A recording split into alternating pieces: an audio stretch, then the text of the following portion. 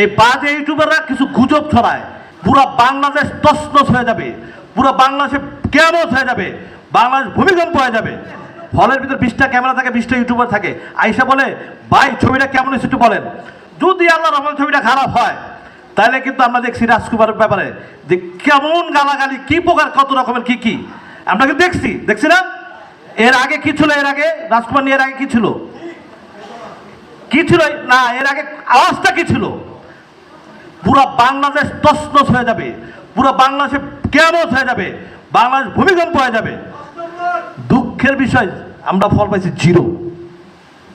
এবং হলের দর্শকদের কথা, এটা আমার কথা না, দর্শকরা মধুমিতা সিনেমাতে বেড়েছে আর দিছে। আমি কিন্তু বলছিলাম যে ভাই আপনার হাতে পায়ে ধরি, আপনার ডাইরেক্টর কারো মা বোন নিয়ে আপনার গালাগালি করবেন না।